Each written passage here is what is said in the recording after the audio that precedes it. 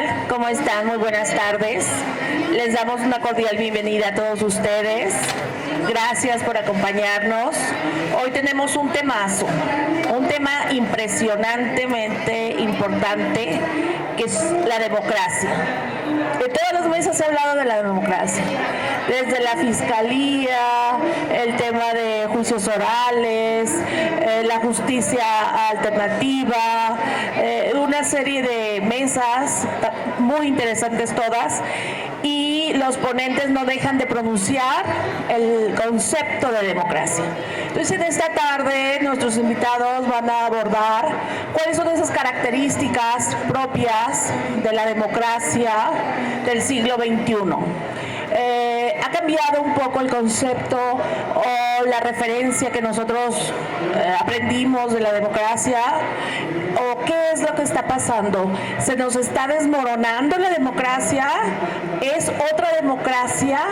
¿O qué es lo que podemos esperar de esta democracia que se vive hoy en día? Bueno, pues nos acompaña el doctor Raúl Padilla Padilla. Él actualmente es jefe de Departamento de Derecho Público de la División de Estudios Jurídicos del Centro Universitario de Ciencias Sociales y Humanidades. Es docente en la Universidad de Guadalajara, donde imparte materias sobre derechos humanos, constitucional. El doctor, bueno, tiene un impresionante currículum y me honra mucho que nos acompañe esta tarde, doctor. Muchas gracias. También nos acompaña el doctor Héctor Ruiz López, él es doctor en Estado de Derecho y Gobernanza Global, con especialización en Transparencia y Buen Gobierno por la Universidad de Salamanca, España. Es abogado por nuestra Universidad de Guadalajara, pues imparte también materias varias en la Universidad de Guadalajara y otras universidades, ¿no, doctor? Pues le agradecemos mucho su participación. Muchas gracias por la invitación. Finalmente nos acompaña el doctor Roberto Arias de la Mora. Actualmente es presidente del Colegio de Jalisco, tiene una amplia formación en políticas públicas, es profesor también de la CASA, Universidad de Guadalajara, y del ITESO. Y bueno, pues para no acaparar tanto el micrófono, creo que cedo la voz al conferenciante para que nos hable un poco sobre estas características de la democracia. Como saben, la dinámica son 20 minutos por ponente y al final un poco preguntas y respuestas. Adelante, doctor, por favor. Muchas gracias, doctora Silvia. Es un gusto estar aquí en este conversatorio que ya me toca por segunda vez acompañarlos. Siempre un buen evento, y también agradecer a los demás participantes que el día de hoy nos acompañan. Y bueno, siendo el tema la democracia en el siglo XXI, yo reflexioné y el aspecto que me gustaría abordar es un aspecto muy particular de la democracia, y que me parece que es un aspecto contemporáneo que merece mucha atención. Y en específico me refiero a la democracia sustantiva. ¿A qué me refiero con eso? Ya algunos doctrinistas en el pasado han hablado de que la democracia tiene un aspecto sustantivo y otro formal, ¿no? Siendo la democracia formal el principio de la mayoría, ¿no? El aspecto donde hay una estructura, una regla para tomar decisiones, y el aspecto sustantivo de la democracia de alguna manera se erige como el fondo, una serie de principios que pretenden garantizar que, independientemente de las decisiones que se tomen por mayoría, que haya un freno, ¿no? Que hayan ciertos valores éticos, morales, que nunca se puedan transgredir, porque en el pasado la historia ha demostrado que la simple resolución por mayoría de votos sí puede ser peligrosa, ¿no? Entonces, desde luego, ¿a qué me refiero? Pues son los derechos humanos, ¿no? Los derechos humanos, en la parte dogmática de la Constitución, los catálogos al final son ese elemento sustantivo de la democracia.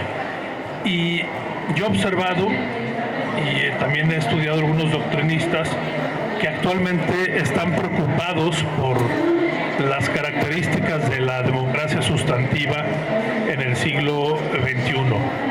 ¿Y por qué están preocupados? Ha habido algunas voces que dicen que los catálogos de derechos humanos ya son demasiado exhaustivos.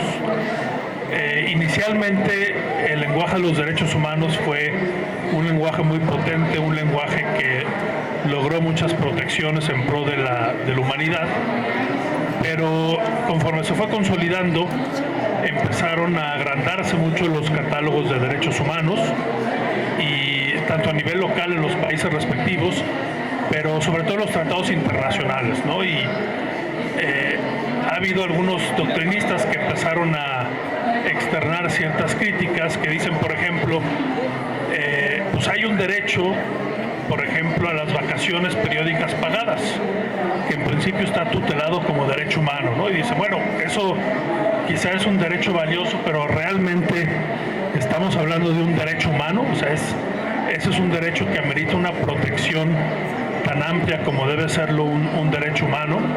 Otro ejemplo es el derecho a heredar. Es un derecho que está consagrado en tratados internacionales y que me parece legítima la crítica, ¿no? Realmente estamos hablando de derechos humanos y me parece legítimo pensar que quizá los legisladores internacionales, en el ánimo de propagar este lenguaje con mucha fuerza moral, pues han estado incorporando cosas a tratados internacionales que quizá no necesariamente son derechos humanos en específico, ¿no? Y para mí eso me invita a reflexionar sobre la importancia de acotar conceptualmente qué sí son derechos humanos y qué a lo mejor, no obstante están en los tratados internacionales, conceptualmente no necesariamente deben tener ese estatus, ¿no? Y por eso mi intervención va en el sentido de compartirles una reflexión sobre la filosofía de los derechos humanos, de cuáles son los parámetros que existen para fundamentar y para dotar de contenido a los derechos humanos. Quizás una cuestión controvertida, ¿no?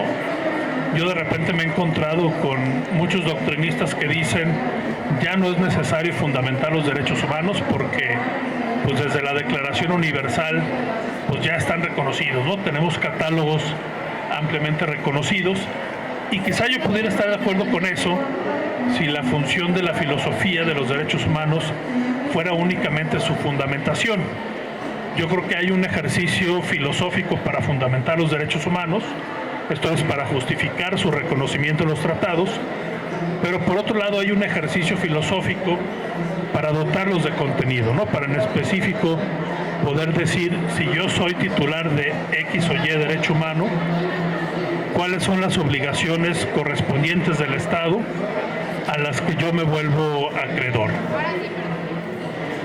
Y en cuanto a la primera vertiente, yo sí quisiera cuestionar, porque sí es cierto, desde la Declaración Universal, claro, ya están reconocidos los catálogos amplísimos, ¿no?, de derechos humanos, pero yo rescato una cita de un filósofo de nombre Jacques Maritain. Fue un filósofo que fue partícipe en las comisiones que se instauraron para debatir y redactar la Declaración Universal de los Derechos Humanos. Y este filósofo, cuando le preguntan en aquel entonces, cuando se está aprobando la Declaración Universal, cuando se está votando, dice lo siguiente, y esta es mi traducción más o menos libre porque fue en inglés. Lo que él dice es: estamos de acuerdo sobre los derechos siempre y cuando no nos pregunten por qué. ¿Qué es lo que este filósofo, que fue un gran ideólogo de la Declaración Universal, quiso decir? Que bueno, en el contexto de la posguerra había una gran aspiración de la comunidad internacional por afianzar los derechos humanos para evitar que se volvieran a repetir atrocidades como sucedieron en la Segunda Guerra Mundial, como sucedieron en el Holocausto. Entonces hubo un gran consenso internacional por por aprobar esta Declaración Universal de los Derechos Humanos. Pero lo que refleja su dicho es que en el seno de estos trabajos nunca hubo consenso sobre lo que cada derecho humano representa o sobre el contenido de todos y cada uno de los derechos humanos, ¿no? Todos los países estuvieron de acuerdo, sí, necesitamos un derecho humano a la educación, necesitamos un derecho humano a la salud, un derecho humano a votar y ser votado, pero nunca discutieron qué implica, ¿no? ¿Qué implica cada derecho? ¿Cuáles son las obligaciones? Y el dicho de este filósofo, de alguna manera, nos reitera que el contenido es una cuestión que a la fecha sigue en debate. Y me gustaría presentarles un ejemplo muy puntual para clarificar mi pensamiento. Y el ejemplo en específico es el derecho humano a la propiedad. Si ustedes analizan la Declaración Universal, van a ver que en esa declaración sí se contempla un derecho humano a la propiedad, ahí está. Pero pasan las décadas y en los tratados internacionales que a la postre se aprueban por los estados en base a la declaración, ya no aparece un derecho humano a la propiedad. Mientras que en la declaración hubo el consenso político de afirmar la existencia de ese derecho humano, ya cuando se sientan a establecer tratados internacionales, instrumentos vinculantes, dejan fuera ese derecho humano. ¿Y por qué lo dejaron fuera? Bueno, la explicación es más política que jurídica, porque el contexto geopolítico de los tratados ya era distinto al de la Declaración Universal. Ya estábamos en lo que colegialmente se llama la Guerra Fría, ¿no? Entonces, el globo, ¿no? El conjunto de los países se dividía entre una corriente socialista, comunista, y una corriente capitalista. Y mientras que en el contexto de la posguerra todos esos países estaban unidos, ya en el momento de la posguerra había grandes controversias, sobre todo sobre la idea de cuál es el contenido del derecho a la propiedad, ¿no? Yo creo que ni los países socialistas ni comunistas niegan que la propiedad es un valor importante. Tampoco los países capitalistas, desde luego. Pero la gran diferencia radicó en que para el grupo de países capitalistas la propiedad era esencialmente un atributo individual, ¿no? La propiedad era privada, es a la fecha para ellos. Y para los países de ideología socialista, pues claro que la propiedad es un bien común, ¿no? Entonces, en el momento de la Declaración Universal hubo consenso. La propiedad es un derecho humano. Posteriormente ya no lo hubo. Ya las ideologías estaban en tensión y el reconocimiento jurídico ya no logró conciliar esas diferencias ideológicas y filosóficas, ¿no? Entonces, para mí ese ejemplo pone de relieve cómo la poca claridad conceptual o filosófica puede tener por consecuencia que ya jurídicamente un derecho humano no sea reconocido. Por eso creo que este ejercicio de fundamentar filosóficamente los derechos humanos no ha perdido relevancia, ¿no? Insisto, claro, ya tenemos catálogos amplísimos, pero lo que no tenemos a la fecha es un paradigma objetivo de cómo dotarlos de contenido, de cómo decir, por ejemplo, el derecho humano a la propiedad contiene un derecho humano a la propiedad privada o a la propiedad común, o ambos. Ahí es donde la filosofía para mí tiene que entrar para darnos certeza conceptual y jurídica sobre cuál es el contenido de los derechos humanos. Ahora, no obstante, y retomando un poco el tema general que es la democracia y las circunstancias de la democracia en el siglo XXI, no obstante pudiéramos estar de acuerdo en que ya los derechos humanos han sido debidamente fundamentados, me parece que tampoco estamos del otro lado, por así decirlo, ¿no? Creo que tampoco podemos jactarnos de que ya hay una certeza absoluta de que todos los tratados internacionales van a prevalecer. Durante muchas décadas sí vimos esa tendencia, ¿no? se formaron los sistemas regionales, la Convención de los Estados de las Américas, la Declaración Americana de los Derechos Humanos, el sistema europeo, africano, inclusive el sistema asiático. Pero también es cierto que recientemente hemos visto otra vez algunas tendencias nacionalistas, ¿no? Creo que en América Latina estamos viendo presidencias con discursos y tendencias nacionalistas, ¿no? Con tendencias de recuperar la soberanía, de alejarse de los sistemas regionales, internacionales, donde los países ceden esa soberanía. En la Unión Europea vimos el famoso Brexit, ¿no? Que el Brexit, que fue la salida de la Gran Bretaña de la Unión Europea, para mí no significa otra cosa más que un regreso hacia el nacionalismo de parte de ese país. Y todo eso de alguna manera hace peligrar el contexto actual que sí tenemos de consolidación de los tratados en materia de derechos humanos. Entonces creo que por un lado no estamos seguros de que no vaya a ser necesario un ejercicio futuro de fundamentación de los derechos humanos, pero además, independientemente de eso, creo que necesitamos a la filosofía de los derechos humanos para dotarlos de contenido.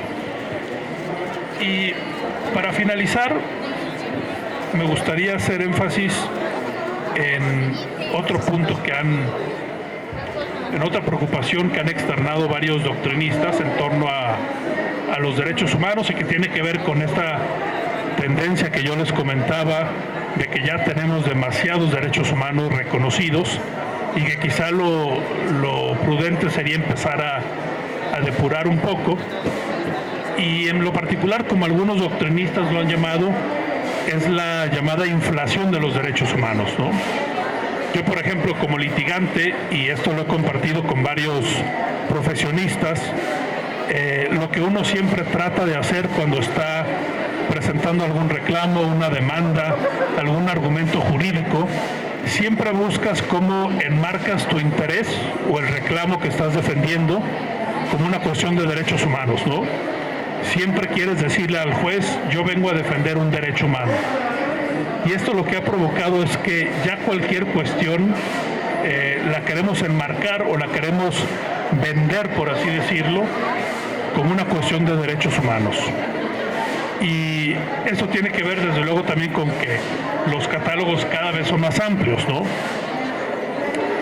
Y al respecto ha habido una contraposición que dice, a ver, los derechos humanos al final tutelan bienes morales. Entonces no pudiéramos hablar de una inflación de derechos humanos porque los derechos humanos pues no son bienes que están sujetos a venta, a compra, sino son bienes morales, ¿no? Y lo que argumentan ellos, y quiero presentarles un ejemplo, que es un ejemplo que en un libro presenta el filósofo Liborio Hierro, que introduce una metáfora, una alegoría, que viene de hecho del libro de Adam Smith, de nombre La riqueza de las naciones, que es la famosa paradoja del agua y de los diamantes. Ustedes saben, por ejemplo, que el agua en sí, pues es un bien muy valioso, ¿no? Nosotros necesitamos agua para vivir día a día, tenemos que tomar, tenemos que hidratarnos, pero también los científicos ya han demostrado que sin agua ni siquiera hubiera sido posible la vida en el planeta, ¿no? Entonces me parece que el valor del agua es inmensurable, ¿no? Es de los bienes más valiosos que tenemos. Pero ¿cuánto les cuesta un litro de agua? ¿Cuánto cuesta un garrafón de agua? Pues aunque desafortunadamente sí hay personas que tienen poco acceso al agua, la realidad es que en una dinámica de mercado en cuanto a precio, el agua no es muy cara, ¿no? ¿Qué pasa con los diamantes? Nos dice Adam Smith. Un diamante pues no tiene un valor intrínseco en sí. Si no tienes un diamante, ¿puedes sobrevivir? Pues claro que sí, ¿no? Un diamante es un bien de lujo, es un bien totalmente dispensable. Pero si comparas el precio de un diamante con un garrafón de agua, pues es desproporcional, ¿no? El diamante es muy caro, tiene un precio muy, muy alto, ¿no? Esta metáfora Adam Smith la introducía para distinguir entre el valor y el precio, ¿no? El precio está sujeto a oferta y demanda y el valor es algo intrínseco en las cosas. Y esta metáfora la utilizan filósofos para decir, a ver, los derechos humanos no los puedes tratar como a los diamantes. Un derecho humano no tiene un precio, un derecho humano representa un valor indispensable, moral, más o menos como el agua, ¿no? Entonces, ha habido esta contraposición al argumento de que tenemos demasiados derechos humanos, pero yo sí pongo la reflexión de relieve, y con eso termino, en que desafortunadamente los derechos humanos cuestan. Tenemos un libro, hay una obra de los autores Sunstein y Holmes, que está intitulado El costo de los derechos, y es una obra que perfectamente detallado nos dice cuánto cuesta tener cuerpos policíacos, cuánto cuesta tener tribunales, cuánto cuesta tener universidades. Entonces, lo cierto es que la implementación de los derechos humanos, claro que está sujeta en cierta forma a las dinámicas de mercado, porque requieren de presupuesto público para su implementación, ¿no? Entonces, creo que por un lado no podemos negar la importancia moral de esa parte sustantiva de la Constitución de los derechos humanos, pero sí creo que es importante poner en contexto el costo efectivo que tienen y con ello sí ser conscientes del problema que sí puede existir de conceptualizar qué sí es un derecho humano y qué no, para de alguna manera obtener más certeza conceptual y por ende jurídica. Y pues bueno, no me queda más que agradecer el espacio. Muchas gracias, doctora Silvia. Muchas gracias a los participantes y a la audiencia del día de hoy que me prestan esta atención. Muchas gracias.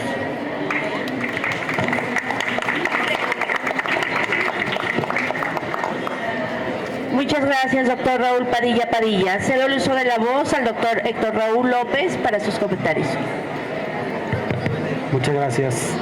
De antemano agradecido por la invitación y me siento feliz de acompañar por mis compañeros, mi jefe de departamento, el doctor Raúl, y mi profesor, Roberto Arias, profesor mío en el ITESO, en la maestría.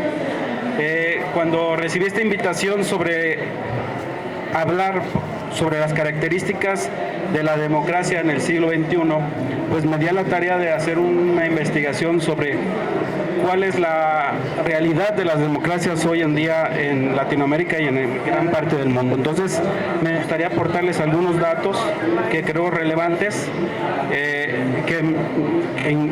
insisto, nos vamos a la tarea de investigar. Por ejemplo, el Latinobarómetro nos habla de que en América Latina existe un apoyo tibio o una enorme insatisfacción en torno al sistema de democracia como forma de gobierno. Según este Latinobarómetro del año 2003, solo el 48% de las personas en América Latina dicen que la democracia la prefieren como cualquier otra forma de gobierno. Asimismo, este informe destaca que solo el 28% de las encuestadas están satisfechas con el funcionamiento de la democracia. O sea, es mínimo el porcentaje de personas que se encuentran satisfechas con la democracia. También un dato muy fuerte que cita este estudio es que el 54% de los latinoamericanos afirman que les da lo mismo si el gobierno es democrático o no, siempre y cuando le resuelvan sus problemas, economía, pobreza, empleo, seguridad, etcétera. Este propio informe resume que hay un colapso entre el desempeño de las democracias o de los gobiernos por la baja satisfacción que existe en cuanto al desempeño como gobierno. O sea, ya no me interesa solo ir a votar, sino evaluar tu desempeño al frente del gobierno, ¿no? Las democracias no solo se evalúan en torno a quién, si las elecciones fueron libres, si no hubo fraude, etcétera, etcétera, sino cuál es tu desempeño al frente del gobierno, si tomaste en cuenta o no la opinión de la población como tal, etcétera, etcétera. Por ejemplo, mecanismos como la gobernanza y la participación ciudadana. Cito otros estudios importantes, por ejemplo, en términos ya más globales. Hay un estudio sobre satisfacción de la democracia en el 2020 que analiza a través de encuestas a través de 150 países encuestados, y que esta muestra se ha venido aplicando entre el año 2005 y 2019, y esta encuesta a ciudadanos representa una proporción de insatisfacción con respecto a la democracia en casi 19 puntos porcentuales a nivel mundial. Es decir, el 2005 fue el punto donde más alto estuvo la insatisfacción en términos globales con respecto a la democracia. Es decir, hay una recesión importante en torno a la percepción de la población con respecto al sistema o al modelo de democracia. Para Europa, en un artículo en el British Journal de Ciencia Política, dice que muestra que 18 países donde tienen la democracia consolidada, existe una disminución importante en torno al apoyo al sistema de gobierno de democracia como gobierno.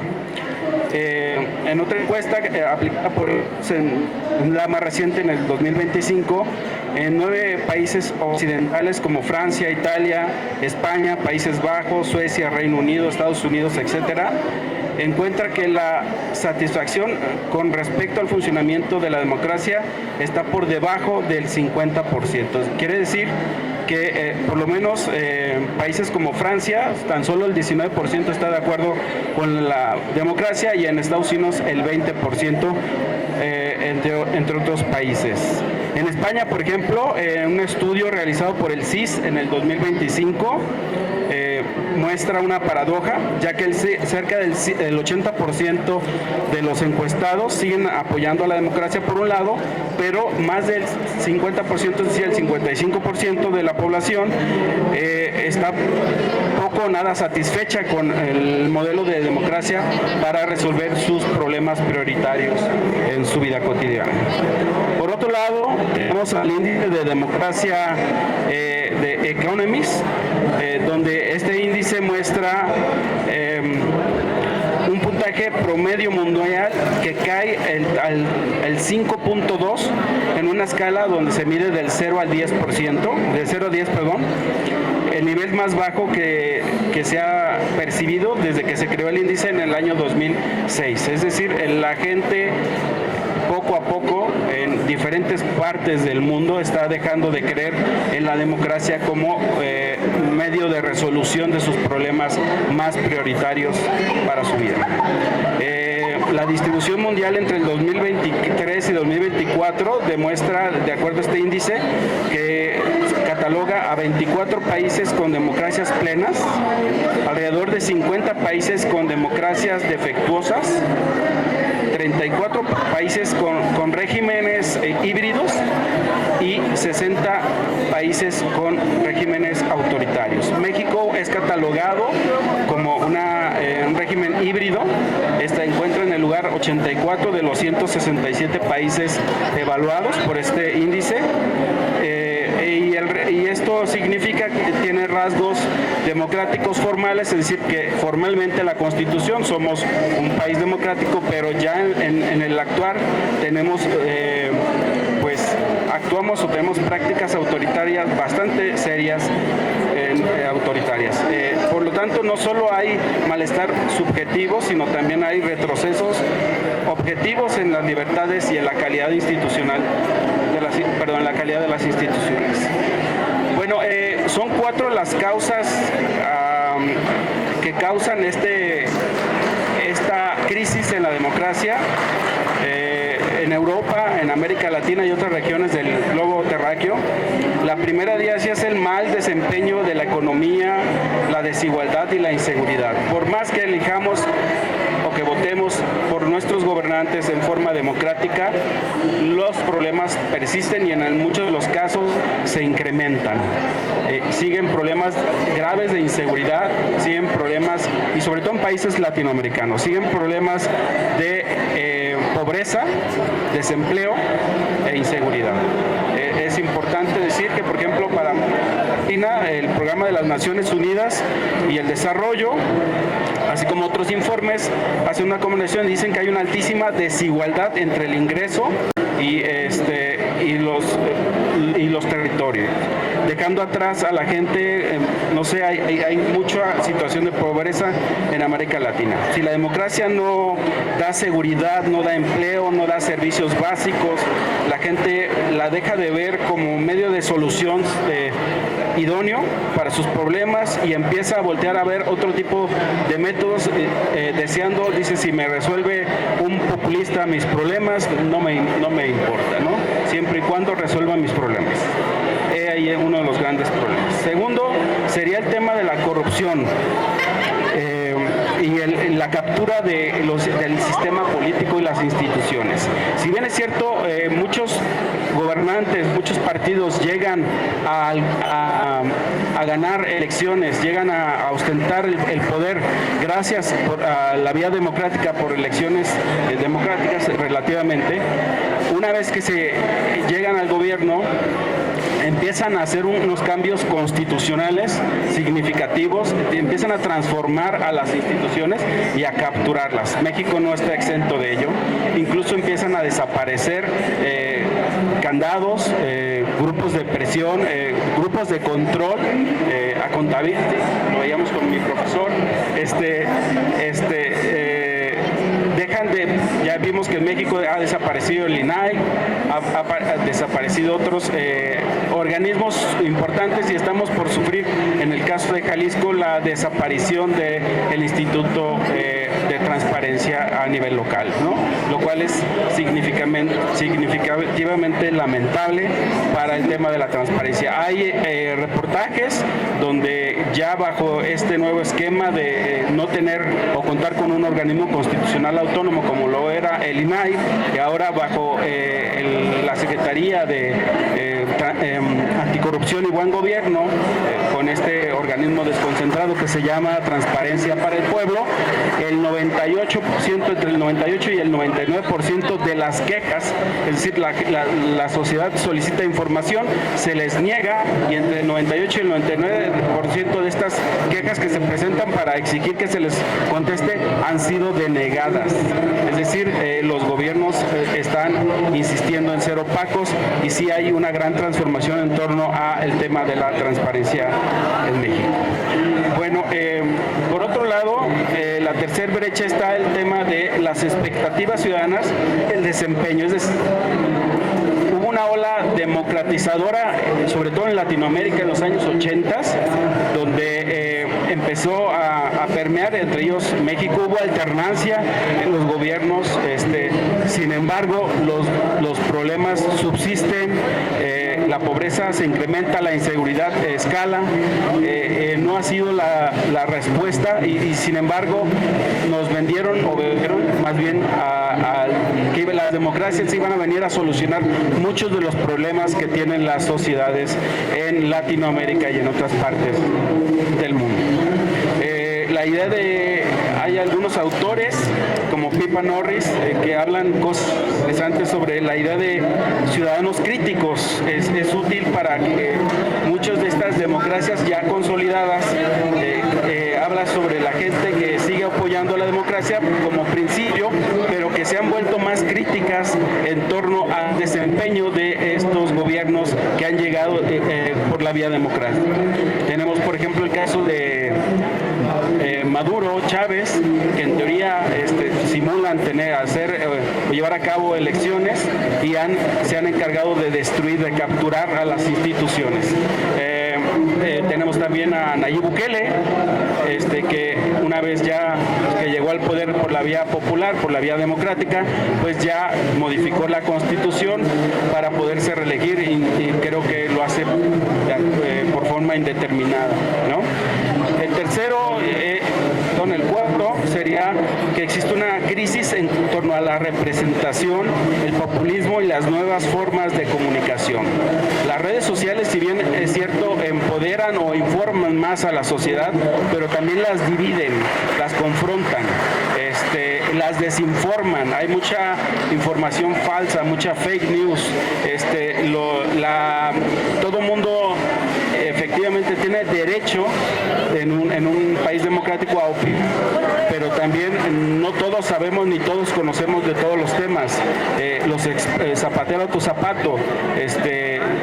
Si bien es cierto, por ejemplo, para decidir si se iba a cancelar o no un aeropuerto, se hizo una consulta de tipo popular a personas que no necesariamente son expertas en temas de aviación. Lo cual se me hizo un gravísimo exceso.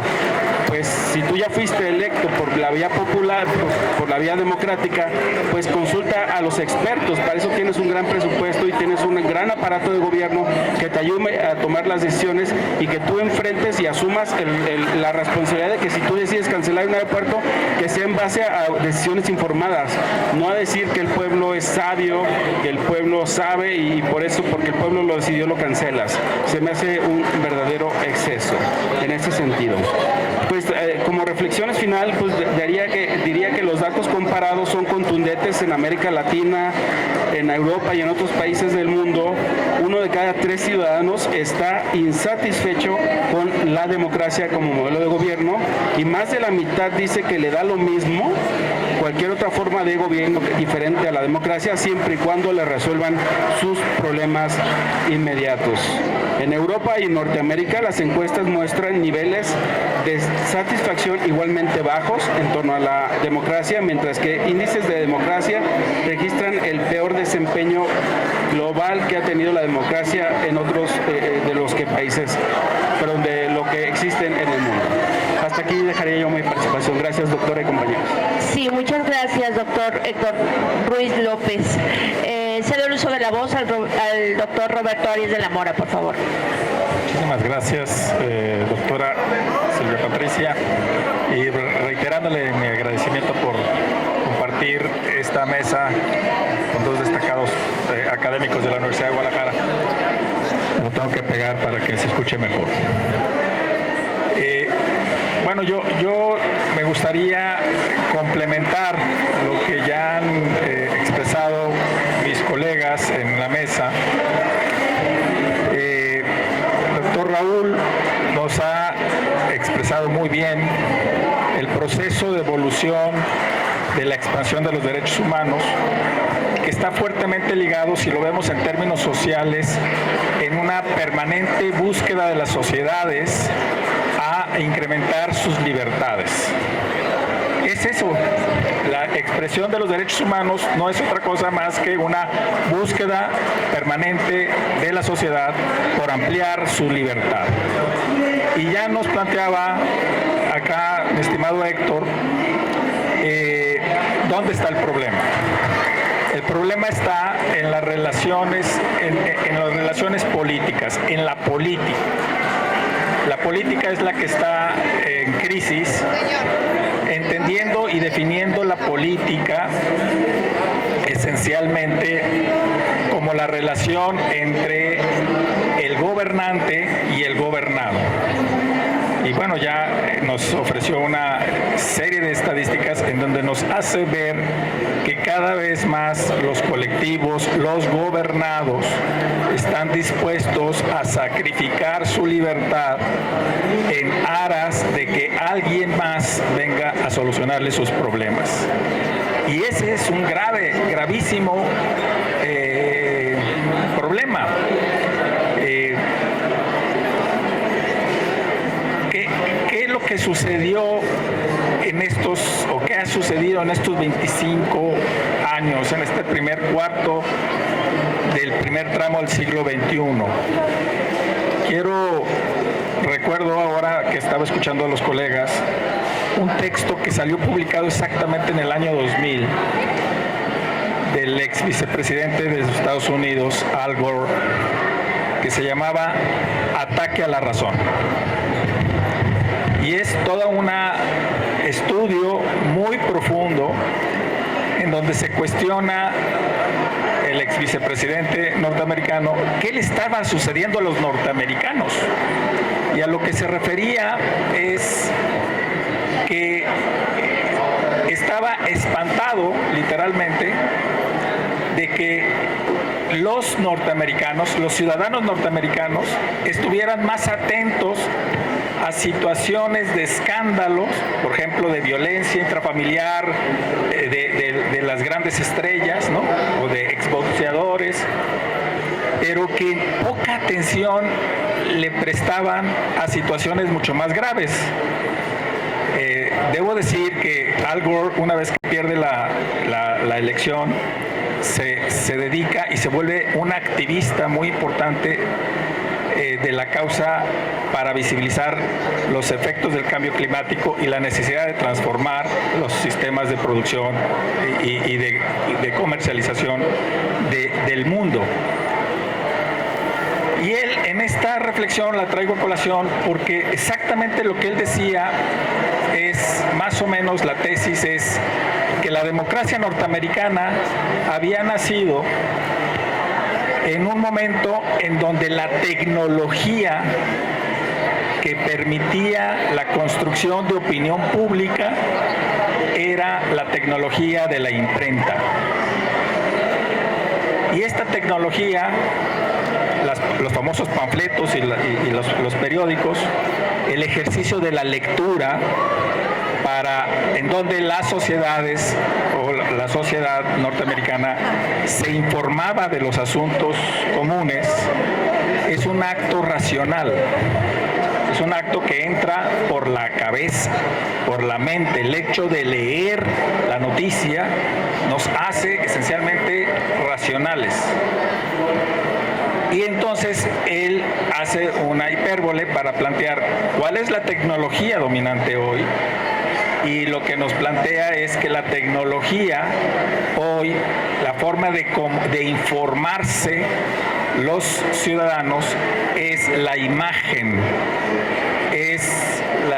ya no se lee, ya son estrictamente puros capsulitas informativas y además con 25 años después, ¿no? Con el problema de que no tenemos la certeza de la verificación de esa información. Y entonces, ergo, el resultado es que el producto de cómo la gente vota hoy es esencialmente un acto emotivo que reacciona a una serie de situaciones de información no verificada y tenemos los resultados que tenemos. A mí me parecía y me pareció dramático cómo es que algunos compañeros de la doctora Silvia Patricia y un servidor, unos compañeros en la preparatoria, que se fueron a Estados Unidos, estaban dispuestos a votar por Trump por el hecho de que defendía la vida, que estaba en contra del aborto. Y yo le digo, oye, pero ¿estás de acuerdo que sus políticas migratorias antimigrante contra nuestros paisanos puede ser bueno, ya lo estamos viviendo, ¿no? A ese nivel de dogmatización estamos llegando y eso hay que entenderlo. ¿Qué nos dicen algunos teóricos? Lo que sucede hoy en día, pleno siglo XXI, primer cuarto, es que la sociedad se ha literalmente independizado. Cada uno de nosotros somos independientes. Estos aparatitos estas tecnologías nos han hecho literalmente muy independientes y autogestivos. El gran problema de esa independencia es que nos lleva a un proceso de hiperdiferenciación social, o lo que otros teóricos han sostenido como la individualización, ¿no?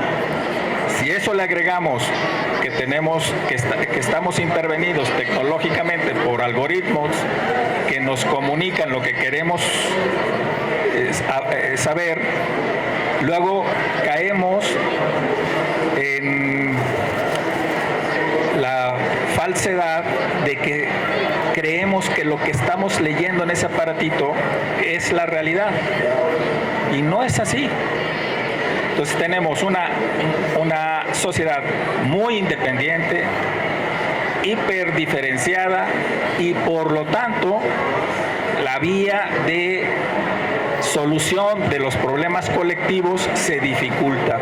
Ahora difícilmente le podemos dedicar tiempo, espacio a dialogar con el vecino de al lado, porque estamos prácticamente inmersos en nuestro mundo, nuestra gestión, nuestra información. ¿Qué tiene que ocurrir o qué es lo que sucede? Por un lado tenemos una sociedad hiperindependiente o individualizada, y por otro lado tenemos instituciones de gobierno que tienen capacidad de racionalización o de raciocinio limitado.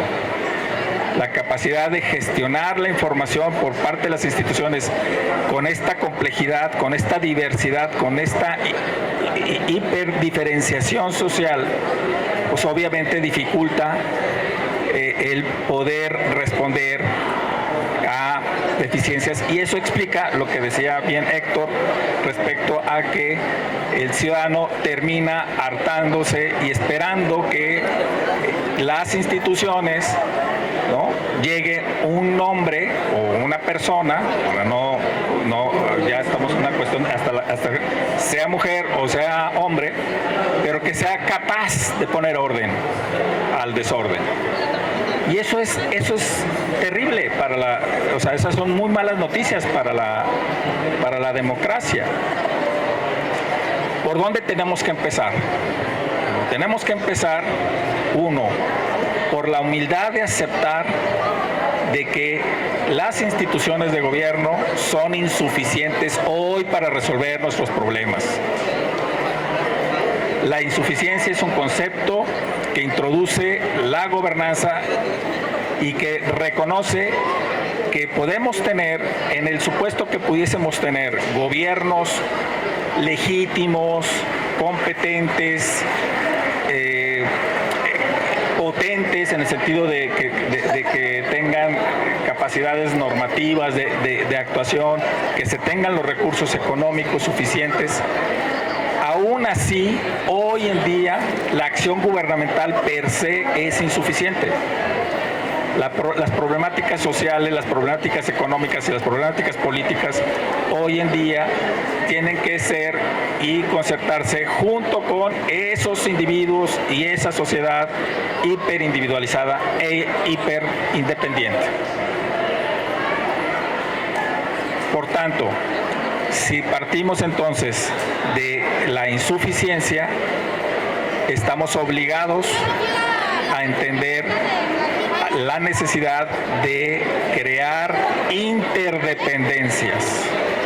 Interdependencias, ¿esto qué quiere decir? Quiere decir que los gobiernos por sí mismos no pueden resolver el asunto y tienen que convocar la energía social para involucrar a la sociedad en sus soluciones comunes.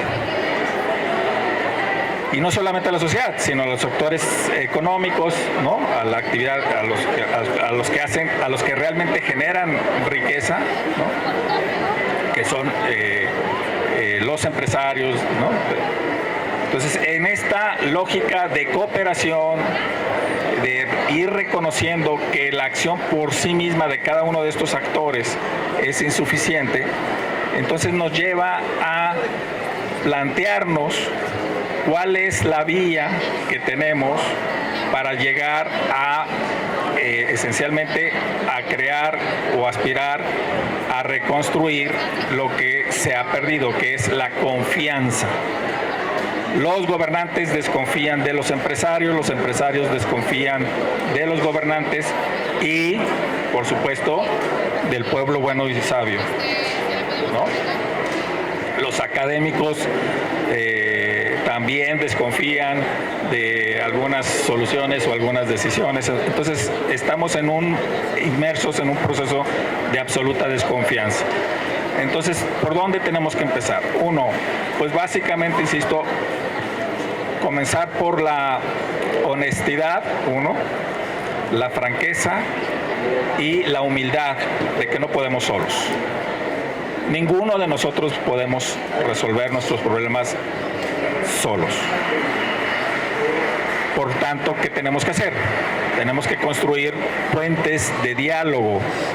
Y el puente de diálogo comienza por mejorar nuestros mecanismos de comunicación. ¿Cómo nos comunicamos? Hay dos niveles que yo quiero situar. ¿Cómo se pueden comunicar mejor los gobernantes y los gobernados? Primera condición o el primer componente sería subjetivo. ¿Y cuál es la subjetividad? Escuchar al otro, ¿no? Escuchar al otro desde su dignidad humana. No estigmatizar, ¿no? O no diferenciar entre pueblos buenos y fifís, ¿no? Estos procesos de diferenciación no resuelven absolutamente nada. Entonces, todos tenemos el derecho a ser escuchados desde nuestra dignidad. Entonces, el gobernante tiene que ser capaz de darnos esa dignidad de escuchar. Y ciertamente, el otro componente, el más importante en un mecanismo de comunicación es, una cosa es la percepción, ¿no? ¿Cómo me siento yo si estoy siendo escuchado o no por mi gobernante? Pero el otro componente fundamental tiene que ver con lo sustantivo. Y lo sustantivo es esa información que tú me estás proponiendo, esta propuesta que tú me estás haciendo, ¿en qué está basado? La construcción de evidencia sólida para construir acuerdos políticos o reconstruir los acuerdos políticos es fundamental, ¿no? Y lamentablemente, pues no nos dejará mentir, pero aquí en México imperó por mucho tiempo el discurso de yo tengo otros datos. Y eso, bueno, jamás mostró nada y se asumió desde una posición moralmente superior. Y aquí volvemos al tema. Tenemos que volver a la humildad de reconocer que la acción gubernamental por sí misma es insuficiente y que necesitamos convocar la energía social, involucrar sobre todo a las nuevas generaciones que tienen otro lenguaje, que tienen otra forma de comunicación, entender a esa situación. Yo creo que la división más difícil es el proceso de cómo hacemos entender y dialogar a las viejas generaciones con las nuevas generaciones. Hay un rompimiento generacional y el ejercicio y el acto de política, de hacer la política, pues está trabado en un proceso intergeneracional. Dicen por ahí que un buen gobierno es aquel que combina las canas con las ganas, ¿no? Es básicamente eso. Por ahí yo plantearía el tema. No, yo soy muy malo para los tiempos, ya no sé ni cuánto tiempo llevo, pero aquí lo dejaría. Muchas gracias. Bueno, pues vamos a abrir una ronda de preguntas y respuestas. Yo iniciaría, ya que tengo el micrófono, pensando comentando que nosotros estamos viviendo ya en otra época, es la época de un posmodernismo y de una globalización. Entonces, todo lo que estamos observando como característica de la democracia tiene tintes de esta nueva realidad, ¿no? La comunicación, la mercancía, el dejar al lado a lo mejor la dignidad humana y que prevalezca otro tipo de prioridades, etcétera. Se ha comentado aquí que es un tema de crisis de política, la política, eso que a veces decimos, no me hables de política, ¿no? O cuando otro conversa, dice, no, tú traes otro tema político al mío, entonces somos diferentes, etcétera. Pero la política, pues, es de todos. Y esa relación entre el gobernante y gobernado está fracturada, definitivamente está fracturada, porque no observamos esos derechos humanos, ¿no? Porque no tenemos esa capacidad de poder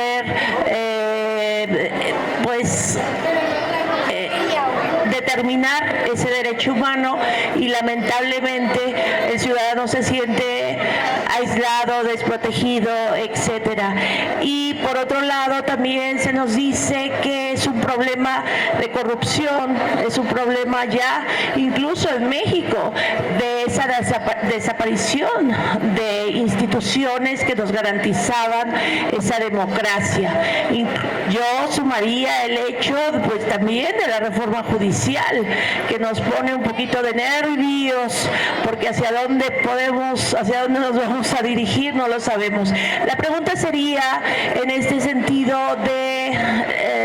del año 2000 por ahí empieza una gestión a nivel internacional de las Naciones Unidas en torno a los objetivos de desarrollo sostenible. Entonces dicen, la agenda, lo mínimo indispensable para que el ciudadano de todo el mundo es esto, ¿no? El trabajar para que no se tenga el tema del hambre, el tener el agua, el tener medio ambiente, tener instituciones sólidas, el tener la paz, etcétera, etcétera. Entonces, la reflexión sería, ¿podríamos trabajar, o ustedes se imaginan, una agenda, ya sea interna en el estado de Jalisco o a nivel internacional? ¿Se imaginan una agenda para trabajar en torno a la democracia? Me gustaría, doctor, iniciar con usted.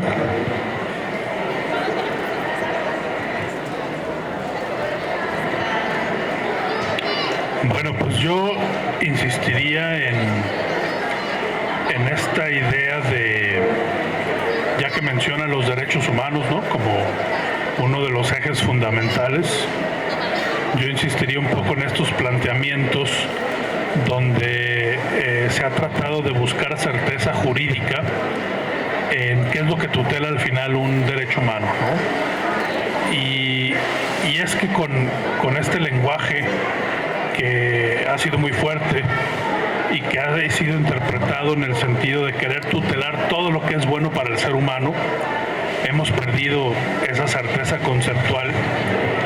Y yo resaltaría esos trabajos, por ejemplo, tengo en mente a un autor de nombre James Nichol, que escribió una obra muy puntual, muy clara, que se intitula Making Sense of Human Rights, ¿no?, como hacer sentido de los derechos humanos.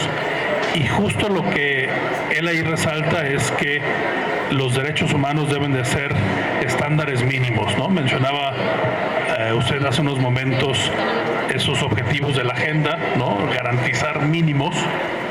Y lo que este autor resalta es que si mantenemos esa apertura excesiva de los derechos humanos, de que tutelan todo lo que es bueno, por ahí hubo inclusive argumentos de que hay un derecho humano a la felicidad, al amor, nadie niega que son objetivos valiosos, ¿no? Pero quizás sí ganamos bastante certeza y algo material, algo que podamos aterrizar si definimos esos estándares mínimos, ¿no? Y que esos estándares mínimos sean los que sean justiciables, los que tengan por parte del Estado una acción inmediata, concreta, material, ¿no? Con recursos disponibles, y me parece que esa puede ser una forma de abordar la problemática actual de la democracia, ¿no? Ganar algo de certeza conceptual en ese tema. Claro, desde un ámbito muy delimitado, ¿no? Porque la cosa pública se puede debatir en muchos conceptos más allá de los derechos humanos, ¿no?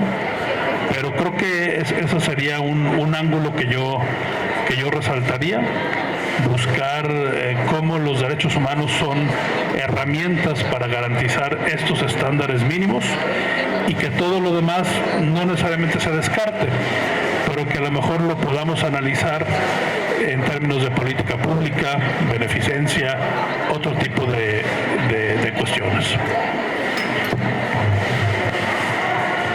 Entonces, en una agenda pro democracia, tendríamos que iniciar con mínimos de derechos humanos y luego agregar otros factores. ¿Entendí bien?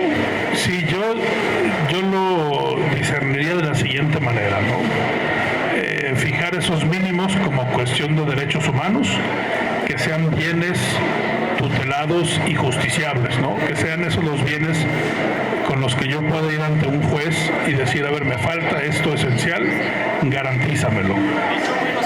Y los demás, o sea, los bienes superiores, por así decirlo, no que no estén atendidos, pero que no necesariamente sean justiciables, porque imagínenlo de esta manera, ¿no? Si hacemos todo justiciable, llegará un momento donde el juez tendría que decirle al Ejecutivo, oye, tanto dinero tienes que destinar a tanto. Se volvería el juez en un administrador público, y creo que ahí los gringos, o bueno, los estadounidenses tienen una doctrina que lo resume, ¿no? Es la deferencia política. ¿A qué se refiere la deferencia política? Hay ciertas cuestiones que los jueces pueden decidir y hay ciertas cosas en las que no se pueden meter porque ya estarían diseñando ellos políticas públicas. Me parece que eso no les toca a ellos.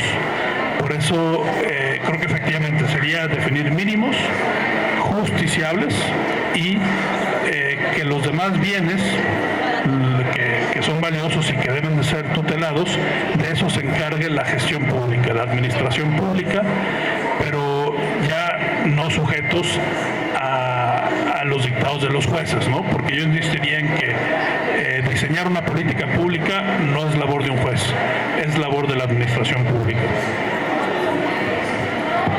De acuerdo, muchas gracias. Por favor, doctor. Bueno, gracias. Pues con respecto a la agenda pública, con respecto a la democracia, bueno, y además porque lo mencionó la doctora, no solo es preocupante la reforma judicial, sino la reforma electoral que se está cocinando. Y lo preocupante no es que existan reformas, lo preocupante es que las reformas que se cocinan, que se aprueban, no escuchen a todas las visiones, ni se tomen en cuenta todas las voces, a todas las visiones del país. Cuando tú como una mayoría solo impones y aplastas y impones una sola visión de Estado, una visión de país, pues no estás siendo realmente democrático. De hecho, la democracia, una de las características que tiene es escuchar a las minorías o escuchar a las ser plural, ¿no? Tener pluralidad en torno a construir nuevas reformas, nuevas leyes que sí de repente sí son necesarias. En el tema judicial pues no estoy de acuerdo con la reforma tal cual como se llevó a cabo, y a nivel local pues está todavía entrampado y estancado el tema de la reforma judicial local. preocupante cuando la gente sale a manifestarse a las calles y lo primero que se hace es descalificar ese derecho humano a manifestar, a la libre expresión, y empiezas a descalificar que si militas en X partido, que si militas en Y partido. Pues simplemente como tú como gobernante deberías ser receptivo, escuchar la demanda y entender que sí hay un problema grave en torno a la inseguridad, no solo en algunas partes, sino ya generalizado en el país. A nivel local, sorprendente que sí fue una buena convocatoria, creo que se sorprendieron, fueron alrededor de 20,000 personas, en términos de que la gente empieza a despertar, empieza a querer exigir mayor eficiencia en torno a la seguridad en el Estado. Desgraciadamente por grupos ahí infiltrados se salió de control en términos de vandalismo a Palacio de Gobierno, al Congreso y otros lados. Yo creo que sí se puede construir una agenda, la gente está empezando a despertar, la gente está empezando a exigir más a sus gobernantes, a alzar la voz, no solo de la generación Z, sino cualquier otra generación tiene derecho a expresarse y entonces es importantísimo. Dicho sea de paso, nuestra Constitución, hablando de reformas, pues es la más reformada en todo el mundo. Más de 800 veces se han reformado sus 136 artículos. Ya es parche sobre parche sobre parche, totalmente inconexa, a veces hay antinomias entre ellas mismas, errores garrafales, errores ortográficos que no se han corregido. Es importante también tener en cuenta que una mayoría calificada en ambas cámaras y mayoría en los congresos locales les da la posibilidad de modificar y adecuar la Constitución a las ideas y a visión de un Estado, y es preocupante. Hasta aquí yo dejaría mi contestación. Sí, muchas gracias, doctor. Le cedemos el uso de la voz al doctor Arias. Yo agregaría el componente cultural. De hecho, en Jalisco tenemos una estrategia para desarrollar ciudadanía activa y comunidad inclusiva. La clave está en la cultura. Lo que hemos visto en estos últimos 25 años es la construcción de instituciones y la conformación de estructuras, y del 18 para acá se han venido para abajo. Pero hay que entender en dónde está el tema, o dónde está el problema.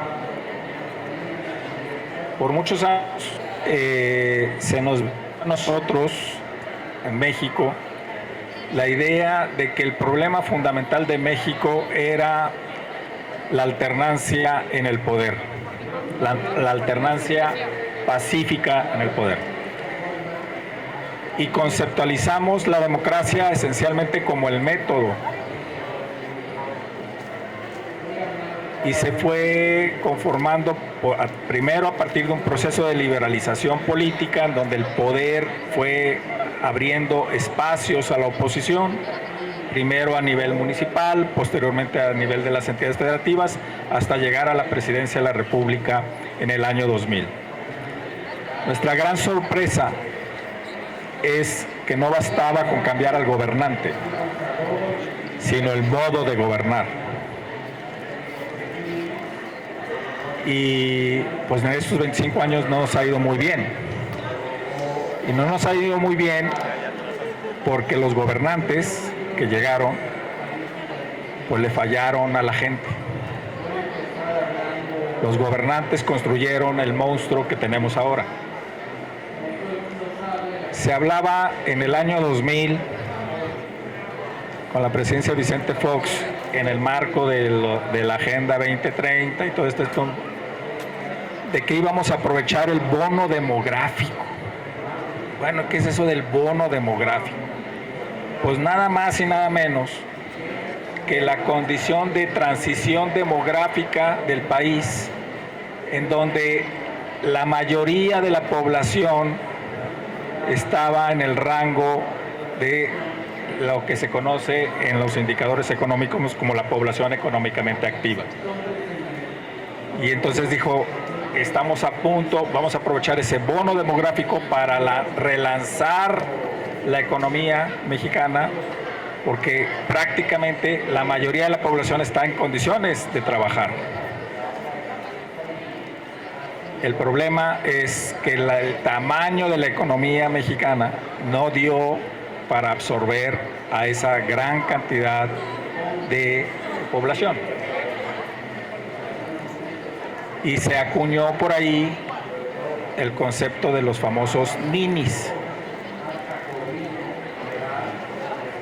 El énfasis exagerado, y aquí Héctor es un estudioso de esto, el énfasis que se le dio a la eficiencia como criterio absoluto en la gestión pública llevó a los gobiernos a deshacerse de muchas responsabilidades.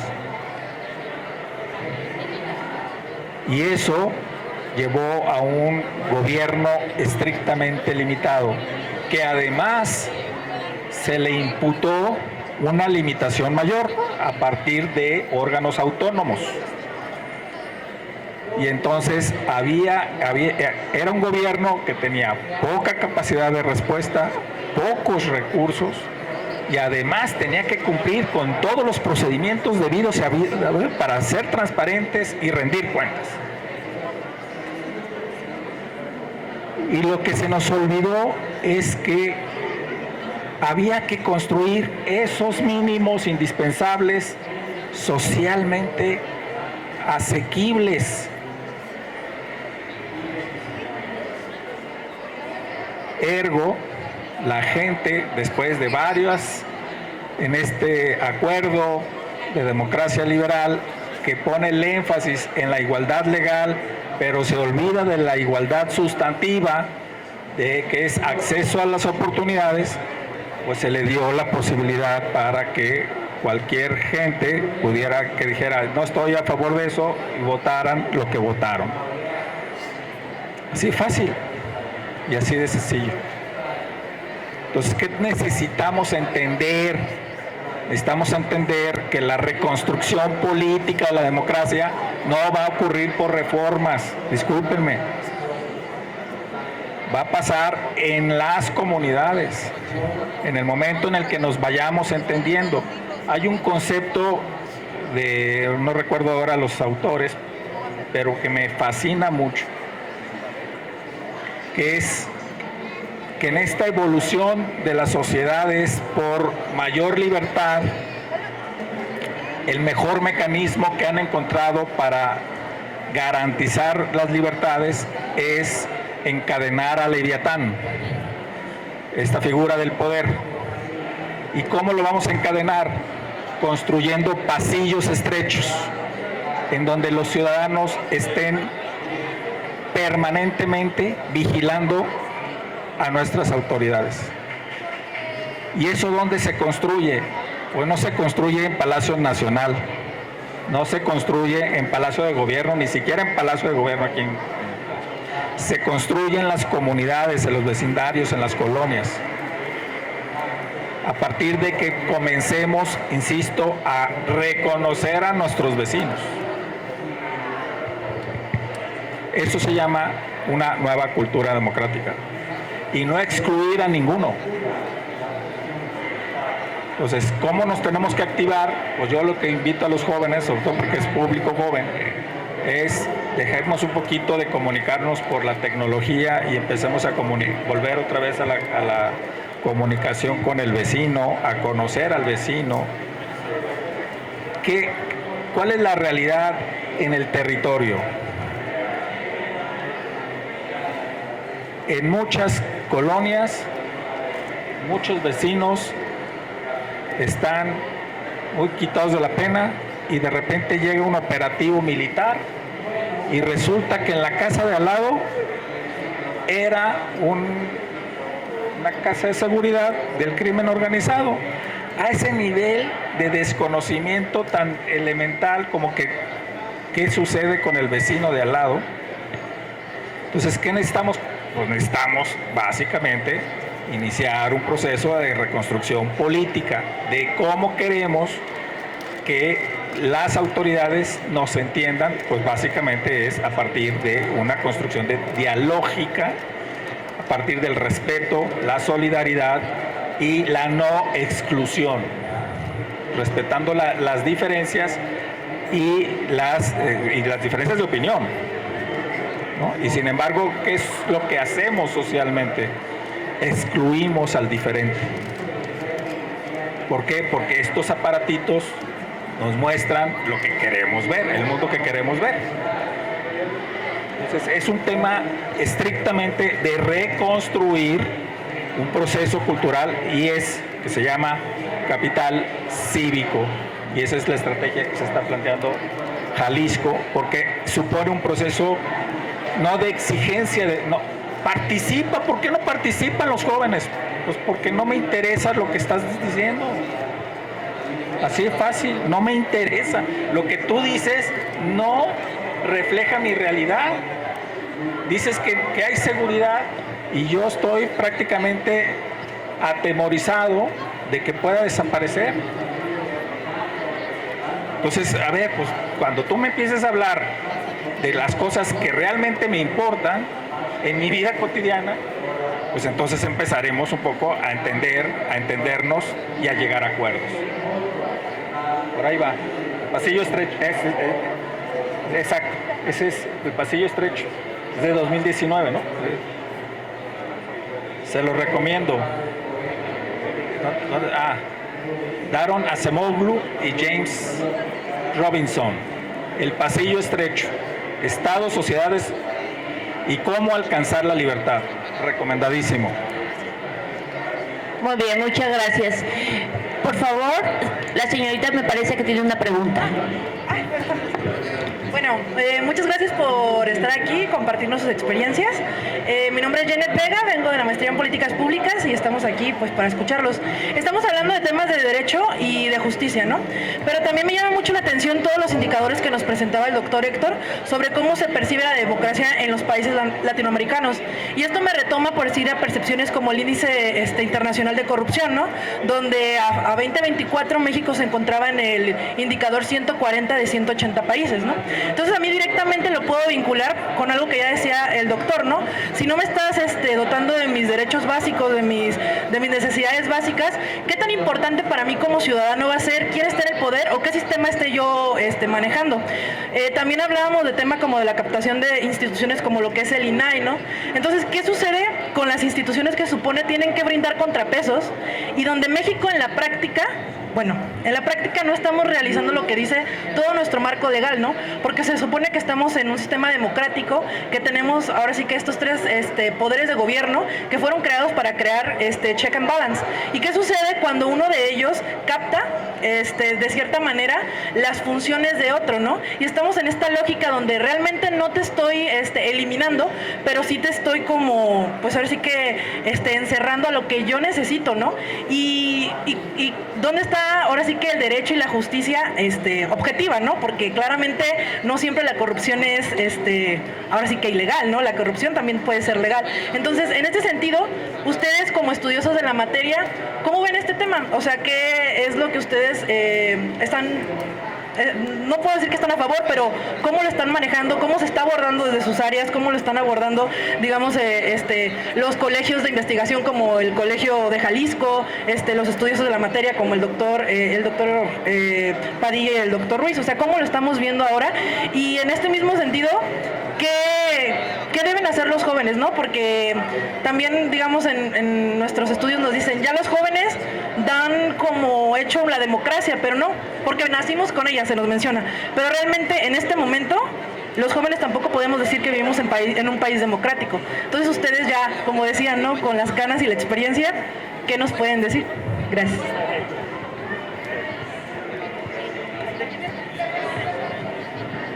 Bueno, muchas gracias por los comentarios y la pregunta. Y bueno, mencionó varias cosas. Yo quisiera comentar meramente un aspecto que es el que a mí se me hace muy relevante, y mencionó en específico algo que está sucediendo y que es muy preocupante, ¿no? y es la desaparición de los organismos constitucionales autónomos y la absorción de sus facultades por parte de la administración pública centralizada, ¿no? En específico está el caso del INAI, ¿no? Y ahora que pregunta, yo ahorita tengo el gusto de estar dirigiendo una tesis que versa sobre esa reforma, donde se desaparecen varios OCAS, como los llamamos, y en específico el estudiante, y por eso lo que digo ni siquiera es autoría mía, sino del doctorando, pero me parece interesante compartírselos. En específico se está enfocando en el caso del INAI. Y efectivamente, todo esto va encaminado a uno de los principios fundamentales de la democracia, que es la división de poderes, ¿no? Y la división de poderes pues tiene varias aristas, ¿no? Está la horizontal, vertical, varios planteamientos históricos que ha habido, y me parece que es una situación preocupante, ¿no? Porque la división de poderes en principio pertenece a lo que originalmente se llama la parte orgánica de la Constitución, ¿no? Es el esquema que define los poderes constituidos, la maquinaria estatal, pero por consecuencia incide sobre la parte dogmática, porque la división de poderes al final está encaminada a proteger los derechos humanos, ¿no? Esos pesos y contrapesos, sabemos los abogados o estudiosos del derecho que su finalidad es la protección de los derechos humanos y de la dignidad humana. Y en este caso en específico sí estamos viendo que en el caso concreto del INAI sí hay un peligro, o sea, sí está peligrando la tutela del derecho humano correspondiente, porque si bien recuerdo es la Secretaría Anticorrupción y Buen Gobierno la que absorbe estas facultades, y lo más delicado es que se vuelve juez y parte, ¿no? A lo mejor pudiéramos decir que sí, en casos donde la propia Secretaría no está involucrada, pues, y también cuestionable, pero quizá el funcionario administrativo puede hacer un buen trabajo, así como el OCA lo hacía, pero me parece que sobre todo en aquellos casos donde ella misma está involucrada o funcionarios relacionados, pues claro que no va a poder ejercer su labor de manera imparcial, ¿no? Entonces, creo que la compañera alude a un tema muy importante de la democracia hoy en día, donde estos organismos, sobre todo en México, que venían asumiendo un papel especializado y que venían a representar la última expresión del principio de división de poderes, hoy a la fecha están peligrando. Bueno, gracias Janet por la pregunta, muy interesante. Efectivamente, como lo menciona el doctor Raúl Padilla, la división de poderes es fundamental. Podríamos decir que tenemos democracias de papel o democracias legalmente establecidas, pero ya en la práctica no se respetan como deberían. En este caso, la división de poderes. Es muy común escuchar, por ejemplo, a la presidenta o el presidente en turno de la República opinar sobre lo que deberían de hacer los otros poderes de la Unión, metiéndose en su vida interna. Igual pasa en los estados y sucede igual. Hoy en día estamos viviendo, por ejemplo, la sustitución o el nombramiento de un nuevo fiscal general de la República, que la verdad es que no se comprueba o no se determinó cuál fue la causa grave o no se ha dado a conocer, y dudo mucho que lo den a conocer. Lo mismo pasó con el expresidente de la Suprema Corte, Arturo Saldívar, y con el exministro de la Suprema Corte, creo de apellido Ortiz Mena. Nos estamos acostumbrando y estamos normalizando las violaciones a la Constitución. Si bien es cierto, en la propia Constitución se establece que solo las renuncias se aceptarán cuando sean casos graves, y no se definió qué debemos de entender por caso grave. La Suprema Corte ya ha abordado y ha dicho que causa grave pues es una enfermedad que les impida de desempeñar el cargo u otros casos, no sé, como la comisión de algún delito grave, pero no dice como por ejemplo de embajador, ¿no? Eso no es una causa grave, o hice hacer campaña política a favor de X candidato o candidata. La división de poderes es fundamental. El problema de México no es falta de leyes, sino las que tenemos, no las respetamos ni las hacemos valer.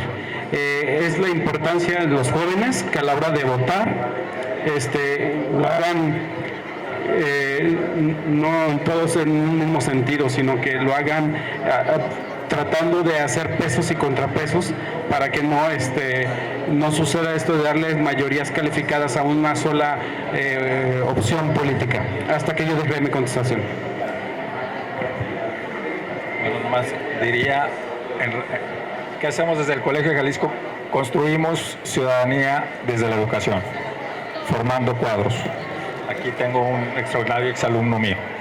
Es lo que hacemos, es lo que hay que hacer. Sí, también nosotros es lo que hacemos. Sí, y además dialogamos entre nosotros. No, bueno, yo les agradezco muchísimo su participación. Me pongo de pie para la entrega de sus constancias.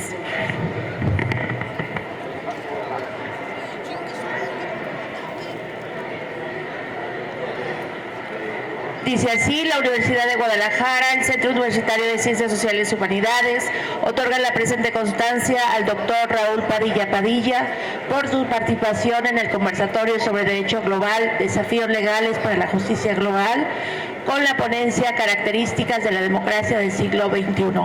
La fecha y la firma, la doctora Dulce María Zúñiga Chávez, rectora del Centro Universitario de Ciencias Sociales y Humanidades, y su servidora, doctor.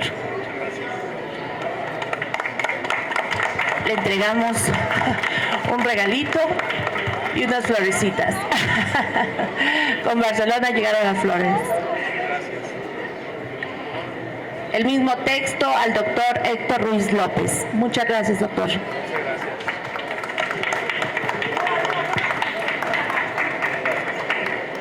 De igual manera, el doctor Roberto Arias de la Mora. Muchas gracias, doctor.